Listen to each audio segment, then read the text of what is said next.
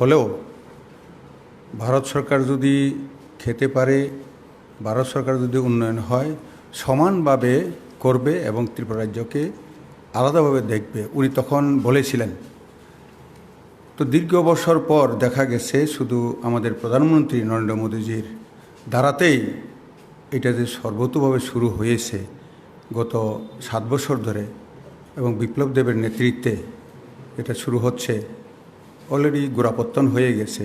এটি আজকের গতকালকে আমাদের অর্থমন্ত্রী এসে যে প্যাকেজটা ঘোষণা করলো জনজাতির উন্নয়নের জন্য, যে 1300 কোটি টাকা, এটা অভূতপূর্ব। বিশেষ করে এই 1300 কোটি টাকা খরচ হবে শিক্ষার ইনফ্রাস্ট্রাকচারের বিষয় নিয়ে, যেমন হোস্টেল, বড় বড় হোস্টেল যা আছে এটাকে ভালোভাবে বাড়ানো হবে এবং স্কুলগুলি, যেখানে গভর্নমেন্টের স্কুলগুলি আছে এগুলি প্রায়গুলি যদি ইংলিশ মিডিয়াম স্কুল আমরা অনেকটাই আমাদের সরকার আসার পর অনেকটা করেছি, ওইগুলি কিন্তু পরিকাঠামো তেমন নেই। পানীয় জল থেকে আরম্ভ করে শৌচালয় থেকে আরম্ভ করে এগুলি করা হবে এবং গুণগত শিক্ষা জনজাতিরা দেওয়া যাইতে পারে। যেমন গড়িয়া একাডেমি 2000 সনে অটলজি, স্বর্গীয় প্রধানমন্ত্রী অটলজি এবং আদবানিজির সামনে জামাতে ইত্তেহাদের তরফ থেকে যাওয়ার পর ওইখানে যে করা হয়েছে এরকম ধরনের গুণগত স্কুল, কারণ ওইখানে জনজাতিদেরকে 100% ফার্স্ট ডিভিশনে পাস করানো হয়, এরকম ধরনের স্কুল যাতে হয় এভাবে উনি করবেন, এই টাকা দিয়ে হবে। তেমনি আমাদের মুখ্যমন্ত্রীজি আগে যে প্রকল্প ঘোষণা করেছিলেন, বিশেষ করে যদিও আমাদের এডিসি নির্বাচনে ইশতেহারে ছিল সমস্ত এডিসি এলাকাকে উনি পাকা রাস্তা করবেন। তো ঠিক আছে, এডিসিতে আমাদের সংখ্যাগরিষ্ঠ না হলেও উনি অলরেডি আগের থেকে, যেমন আমার এলাকাতে খুপিলুং গাঁও পঞ্চায়েত থেকে, বিসি থেকে, ভিলেজ কমিটি থেকে ঠান্ডাছড়া পেভার ব্লকের মাধ্যমে অলরেডি এটা টেন্ডার হয়ে এখন কাজ শুরু হয়ে গেছে আলাদাভাবে, যেটা এই 1300 কোটি টাকার মাধ্যমেই অর্থাৎ সর্বঋতুতে চলার মতো এটা উনি শুরু করে দিয়েছেন। তেমনি আমার এলাকাতে আরেকটি স্থান নিত্যবাজার থেকে, যেটা নগরাইয়ের রাস্তা থেকে বাংফাই বলেন মূলসম অধ্যুষিত এলাকা, খুব দুর্গম এলাকা, ওইখানে পেভার ব্লকের মাধ্যমে রাস্তা টেন্ডার ফেন্ডার হয়ে গেছে, এখন কাজ শুরু হওয়ার পথে, জাস্ট বৃষ্টিটা থামলেই হয়ে যাবে। কন্ট্রাক্টর মালপত্র সব নিয়ে ওখানে করার যা কিছু মেশিনারিজ জমা করছে। তো আসলে আমাদের সরকার, বিজেপি এবং বিপ্লব দেবজি উনার যে টার্গেট ওইটাই উনি বুঝাতে পেরেছেন। তার জন্যই 1300 কোটি টাকা উনি এডিসির জন্য এবং জনজাতি এলাকাতে, নন এডিসিও জনজাতি অধ্যুষিত আছে ওই সব এলাকায় উনি খরচ করবেন। তো আজকে আমি সত্যিই সৌভাগ্যবান মুখ্যমন্ত্রীজি এবং আমাদের অর্থমন্ত্রী ভারত সরকারের সীতারমনজি, উনি আমার এলাকাতে কিল্লাতে একটা জনসভা করেছেন। ওইখানেও হীরা প্লাসের বিষয় উঠে এসেছে এবং এই যে জনজাতিদের ছাত্রছাত্রীদের উন্নয়ন বলতে মূল্যবান, বিশেষ করে গুণগত শিক্ষা বলতে তাদেরকে যেমন পিছনে পড়েছিল তাদেরকে সামনে এই পয়সার মাধ্যমে স্টাইপেন্ড বাড়িয়ে দিয়ে, যেমন আগের সরকারের স্টাইপেন্ড মাত্র ৫-৫০ ছিল, আমাদের সরকারে এসে এটাকে আরও 10 টাকা বাড়িয়ে 65 করেছে পার ডে স্টুডেন্টদের। তেমনি গত 70-71 বছরে দেখা গেছে প্রায় স্কুলের মধ্যে জনজাতিদের ছাত্রছাত্রীদের যে আসন সংখ্যা ওইখান থেকে ডাবল এবার করা হয়েছে। যেমন একটি উদাহরণ, গড়িয়া একাডেমির 2003 সন থেকে শুরু করে গত বছর পর্যন্ত মাত্র 200 ছাত্রছাত্রীর হোস্টেল ছিল, কিন্তু এইবার আমাদের সরকার এটাকে 400 বাড়িয়ে দিয়েছে, তার মানে ডাবল করে দেওয়া হয়েছে। অর্থাৎ জনজাতিদের এখানে পাবে, স্টাইপেন্ড পাবে পার ডে 65 করে। তো ওইগুলি ইনফ্রাস্ট্রাকচার ফেসিলিটি এগুলি সব কিছু এই 1300 কোটির মাধ্যমে করা হবে। এছাড়াও যেমন ফল ফসারি গাছ, অর্থাৎ হর্টিকালচার জনজাতি এলাকাতে যেটা হবে, তেমনি এগ্রিকালচার অর্থাৎ কৃষির ক্ষেত্রে এটা করা হচ্ছে, তেমনি শূকর পালন, মুরগি পালন, গরু পালন দুধের জন্য, তেমনি হাঁস পালন, ছাগল পালন, এগুলিও এই টাকার মাধ্যমে এটা করা হবে। এর ছাড়াও যে এটাকে মার্কেটিং করা, মানে আমাদের যে জুম খেতিতে যে ফসলাদি উৎপাদন হয়, যেমন কাঞ্চলিনী একটা ধান আছে, এটা মানে যে কাশ্মীর বা উত্তরপ্রদেশে যে আমরা যে ইয়ে করি বাসমতি যে বলি, এর সাইটেও গুণগত মান এখানে আছে। তেমনি কুমড়া যে আমাদের জুমের মধ্যে হয়, এটা পৃথিবীর বিখ্যাত এই কুমড়, এগুলি বাজারজাত করার যে কতগুলি এর টাকার মাধ্যমে এটা হবে। তো তেমনি আমাদের আনারস হচ্ছে বাঁশের মাধ্যমে হচ্ছে, এবং বাঁশের যে ইয়েতে বাঁশের কোরল থেকে বিস্কিট হচ্ছে। তো এইগুলি যে জনজাতি এলাকাতেই হচ্ছে এবং সেলফ হেল্প গ্রুপের মাধ্যমে যেগুলি করা হচ্ছে, এগুলি বাজারজাত করার ক্ষেত্রেও এই কাজে আসবে এই জায়গায়। এবং এটা ঠিক যে প্রায় অনেক গুণ এখনই আমাদের এটা বেড়ে গেছে, যে বিশেষ করে জনজাতিদের যে 320টি পাড়াকে সিলেকশন করা হয়েছে, ওই পাড়াতে ডাইরেক্ট মানে যে পেভার ব্লকের মাধ্যমে যেটা রাস্তা, এইটাও করে দেওয়া হবে, এটা চিহ্নিত করা হয়েছে।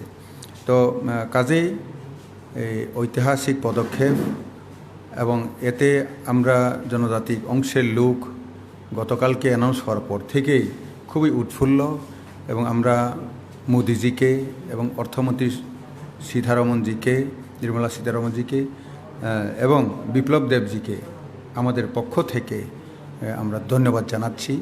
তো আগামী দিনে অবশ্যই আরও আমরা ভালো বড় প্রজেক্ট পাব, এবং এডিসি মধ্যে উন্নয়ন হবে, জল থেকে আরম্ভ করে, রাস্তা থেকে আরম্ভ করে বিভিন্ন রকমের ফ্যাসিলিটি আমরা পাব। এটাই এর মাধ্যমে, তার জন্য আমি ধন্যবাদ জানাচ্ছি সবাইকে। নমস্কার।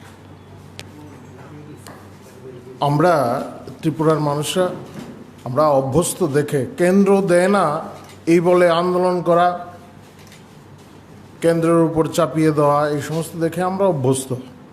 এই স্থিতিটা পাল্টেছে গত 3 বছরে।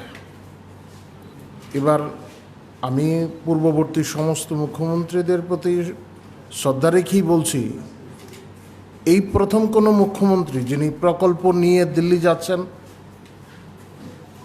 এবং তিনি বোঝাতে সক্ষম হচ্ছেন তাদের কেন্দ্রীয় নেতৃত্ব, কেন্দ্রীয় যে যারা অফিসাররা আছেন কিংবা মন্ত্রীরা আছেন, তারাও সদর্থক ভূমিকা নিচ্ছেন।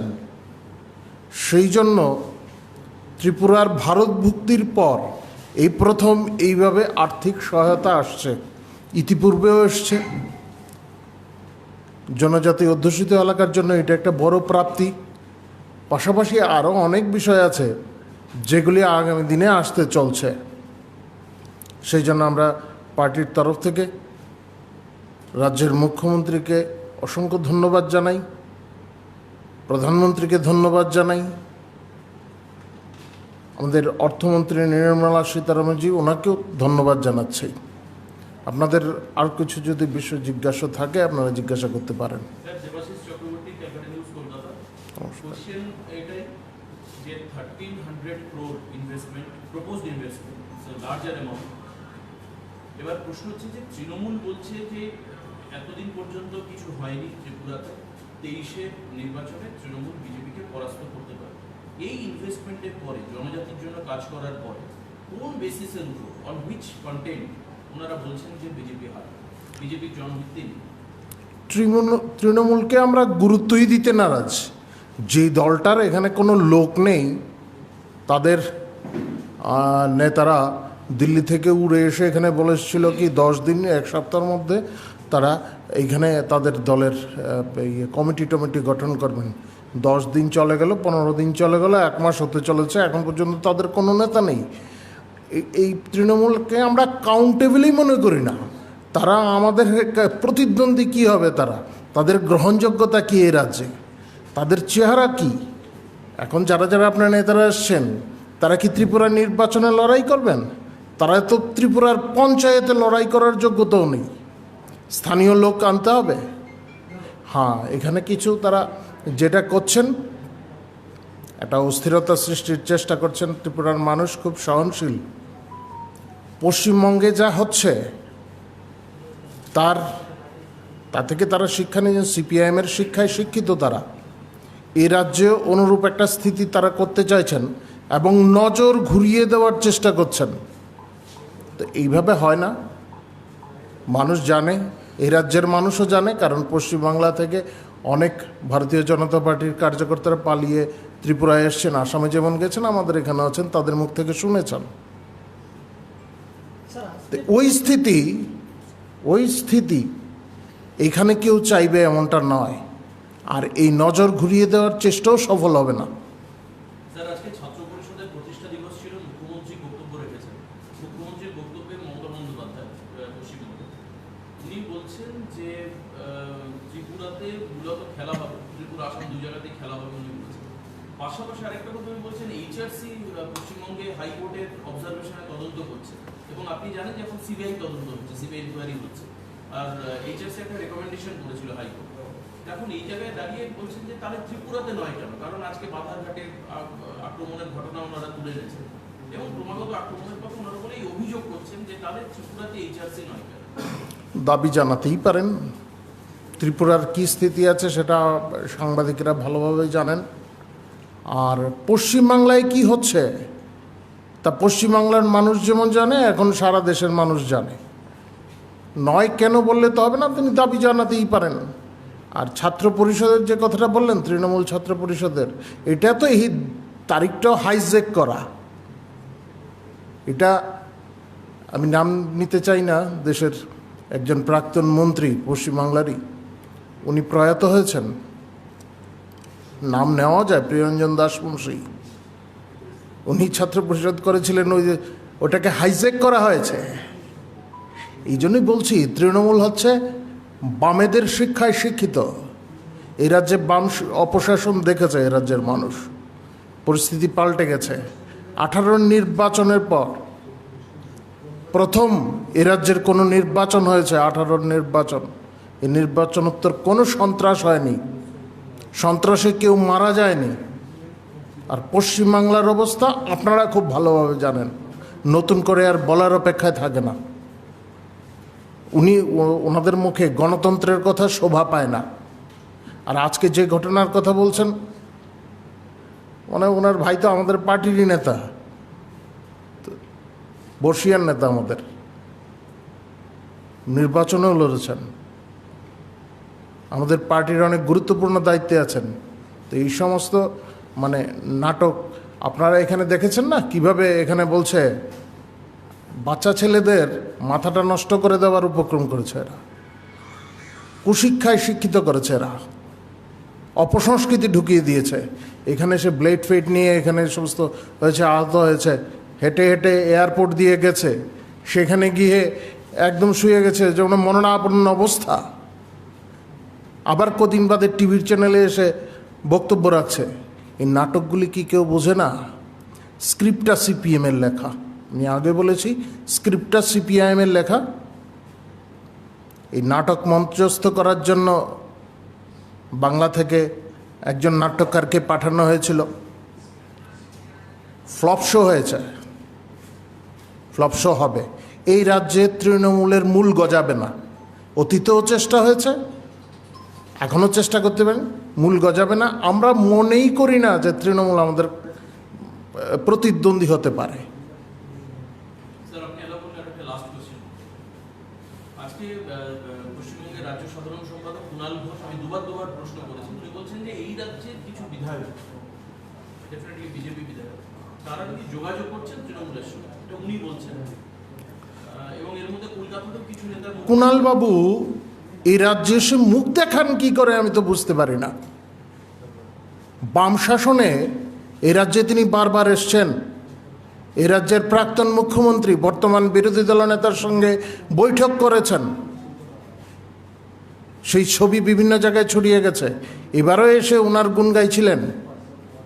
এই রাজ্যে চিটফান্ডের নামে এই রাজ্যের মানুষের অর্থ তছরূপ করা হয়েছে, জেল খেটে এসছেন। আপনারা আরও ভালো বলতে পারবেন, কালকে একটা চার্জশিট জমা পড়েছে আবার হয়তো যেতে হতে পারে। মুখ দেখান কি করে ত্রিপুরার মানুষকে? ত্রিপুরা, আমি বললাম না, ত্রিপুরার মানুষ অনেক সহনশীল, সেই জন্য আসতে পাচ্ছেন। এই রাজ্যের মানুষকে লুটে নিয়েছেন, এই রাজ্যের মানুষ এই সমস্ত ভুলে যায়নি। যাই হোক, রাজনীতি করতে পারেন, সংগঠন বৃদ্ধি করতে পারেন, গণতান্ত্রিক দেশ গণতান্ত্রিক উপায়ে করুন, কিন্তু অস্থিরতা সৃষ্টির চেষ্টা, আইন শৃঙ্খলার অবনতি ঘটানোর চেষ্টা যদি কোনো কিছু হয়, তাহলে তো নিশ্চয়ই সরকার তো বদ্ধপরিকর। আমরা মনে করি, আমাদের পার্টির তরফ থেকে দাবি করা হয়েছে, যারাই করবে, অদণ্ড আচরণ যারা করবে, তাদের বিরুদ্ধে অবশ্যই ব্যবস্থা নেওয়া হবে, তিনি যেই হোক। Thank you sir. তাহলে কি আজকের হামলার জন্য যে আপনাদেরকে দায়ী করা হয়েছে, আপনারা তার কি ব্যাখ্যা করবেন? আরে তাই কারা হামলা করেছে পুলিশ তো তদন্ত করবে, পুলিশ তো দেখছে, পুলিশ জানে, পুলিশের কাছে নাম দিই কারা। পুলিশ জিজ্ঞেস ইতিপূর্বে পুলিশ জিজ্ঞেস করেছিল তাদেরকে যাদের উপর অত্যাচার হয়েছে, তারা বলছে আমরা কাউকে চিনি না। চিনবে না তো, নিজের লোক তো। মানে মুখ ঢাকা ছিল, আরে আরে বলুন, আরে না মুখ করছে যে না, মুখ ঢাকা ছিল। আমি বলছি, আপনি দলটা ভাবুন, এরা যে এখনো তাদের মূল গজায়নি, তারা পুলিশের কাছে যাচ্ছে আন্দোলন করবে বলে। একটা গোষ্ঠী চলে গেছে পুলিশ হেডকোয়ার্টারে, আরেকটা থানার সামনে, তাদের কারোর সঙ্গে কোনো কোঅর্ডিনেশন নেই, সৃষ্টিতেই 2-3 ভাগ। আজকে আপনি যে কথাটা বলছেন যাদের বাড়িতে হামলা হয়েছে, তো বললাম ওনার ভাই আমাদের পার্টির বর্ষীয় নেতা, নির্বাচনে লড়াই করেন, আমাদের পার্টির এখনও গুরুত্বপূর্ণ দায়িত্বে আছেন বিভিন্ন। তো ওই বাড়িতে হামলা কারা করতে পারে? গোষ্ঠীদ্বন্দ্ব তো প্রথমেই শুরু হয়েছে, যে দলটার কোনো ভিত্তিই নেই, তার মধ্যেই আবার নেতাদের মধ্যে। যাই হোক, এইগুলি পুলিশ তদন্ত করবে, আমরা তদন্ত কাজে হস্তক্ষেপ করব না। আমাদের পুলিশ স্বাধীনভাবে কাজ করে। এই সরকার প্রতিষ্ঠিত হওয়ার পর প্রথম ক্যাবিনেটের পরেই মুখ্যমন্ত্রী বলে দিয়েছিলেন যে পুলিশ আগের মতো আর কাজ করবে না, পুলিশ স্বাধীনভাবে কাজ করবে। আপনারাও দেখেছেন, এরা যে সাংবাদিকরা জানেন, বিভিন্ন ক্ষেত্রে অভিযোগ যখন ভারতীয় জনতা পার্টির কার্যকর্তাদের বিরুদ্ধে এসছে, তাদের প্রাথমিক সত্যতা থাকলেই পুলিশ তাদের জিজ্ঞাসাবাদ করে, প্রয়োজনে গ্রেপ্তার করে, আদালতে গিয়ে ছাড়া পেলে সেটা আলাদা বিষয়। আগে যে আক্রমণ হয়েছিল আপনি বলেছেন যে স্ক্রিপ্টেড, হ্যাঁ, পুরো আজকে ঘটনাটা কি সেগুলো দেখছেন? পুরোটাই নাটক। নাটক না হলে যে ছেলেটি এখান থেকে এইভাবে হেঁটে গেল এয়ারপোর্ট দিয়ে, ছবিতেও প্রকাশ্যে এসে গেছে না, এই এয়ারপোর্ট থেকে নেমে কীভাবে স্ট্রেচারে শুয়ে গেল, আবার তাদের নেত্রী, হ্যাঁ, দিদি পিসি, তারা কিভাবে দেখলেন, আর সেম থিং, একই আছে বিষয়। হাত ভেঙে দিয়েছে এবং মাথাতে প্রচুর আঘাত। আরে কারা ভেঙেছে বের করতে হবে না? আমি বললাম না কেন, এই একটা পুলিশের বিরুদ্ধে অভিযোগ জানাতে গিয়ে 2 গোষ্ঠী 2 জায়গায় যায় কি করে? সেখানেও আমাদের আপনাদের ওই যে নেতার নাম বললেন, তিনি ছিলেন, তিনি একবার ওদিকে যাবেন না এদিকে যাবেন এরকম করছেন। এটা হাসির খোরাক হয় আগরতলা শহরে। আজকেও তাদের তো একটা অনুষ্ঠান তারা করার চেষ্টা করেছিলেন, শহরবাসী দেখেছেন, এটা রিক্রিয়েশন হয়েছে শহরবাসীর জন্য। কিন্তু এতটুকুতে ঠিক আছে, আইন শৃঙ্খলার অবনতি ঘটানোর চেষ্টা হলে মুশকিল হবে। স্যার, তখন কি আপনারা বলবেন না যে অতিথি দেওয়া হোক?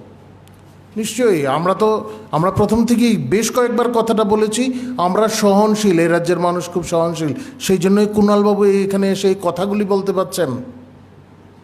এই রাজ্যের মানুষ যায় না ওনার কাছে গিয়ে, সেটা পাকড়াও করে না ওনাকে, টাকা ফেরত চায় না এ রাজ্যের মানুষ, কিন্তু জানে, ছবি আছে। তাহলে কি মানে আজকে এটা গোষ্ঠীদ্বন্দ্ব মনে করছেন? আমরা মনে করার বিষয় নেই, পুলিশ তদন্ত করবে, তদন্তের দায়িত্ব আমার কাছে নেই। স্যার, অভিষেক বন্দ্যোপাধ্যায় বলেছেন যে মমতা ব্যানার্জি এবার ত্রিপুরাতে আসলে ত্রিপুরাতে ভূমিকম্প হবে। ভূমিকম্প পশ্চিমবাংলায় হচ্ছে, শেষের শুরু হয়ে গেছে। রাজনৈতিক ভূমিকম্প সেখানে হচ্ছে, শেষের শুরু। 2-3টা বিষয় একসাথে বলে নিচ্ছি। আজকে তৃণমূলের যে আগরতলায় কর্মসূচি ছিল, তারা তাদের দাবিটা খুব সফল হয়েছে তাদের। যারা আগরতলার পুলিশ মহল আছে যেভাবে রাজনৈতিক মহল তথ্য সংগ্রহ করে, সেক্ষেত্রে বলা হয়েছে যে অতীতের সবকটি কর্মসূচিকে নাকি ছাপিয়ে গেছে। কিভাবে দেখছে বিজেপি?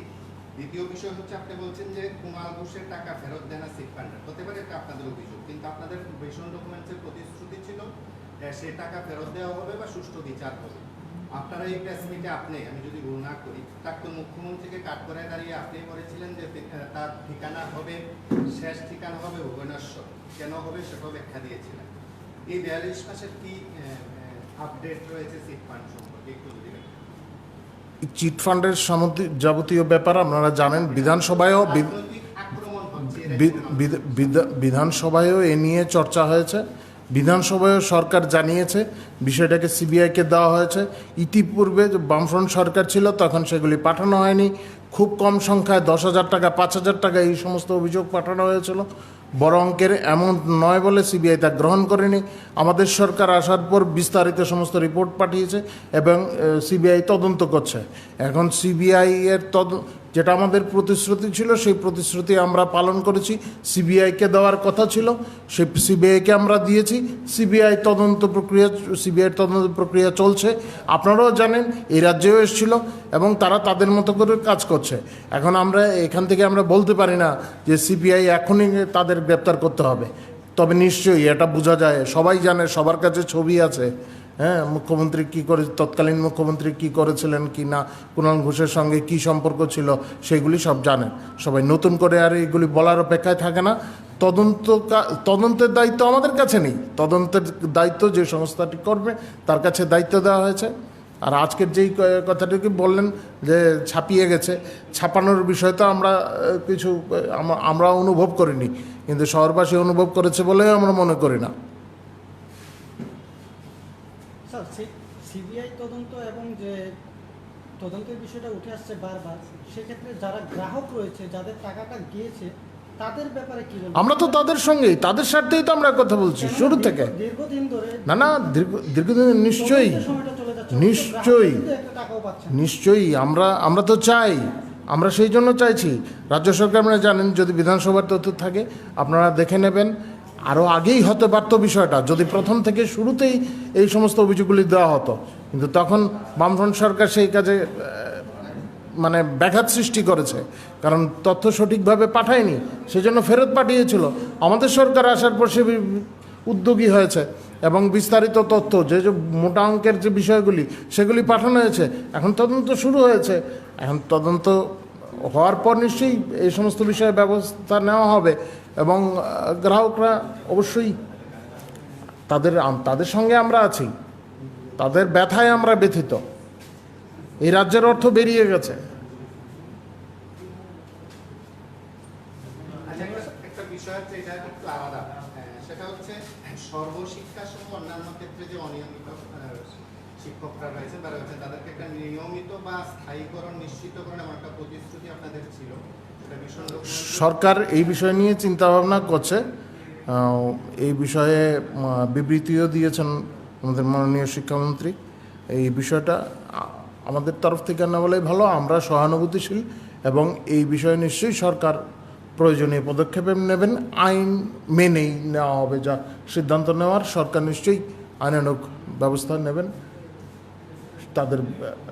তাদের একটা সুরাহার জন্য, তাদের দাবি দাবা মেটানোর জন্য।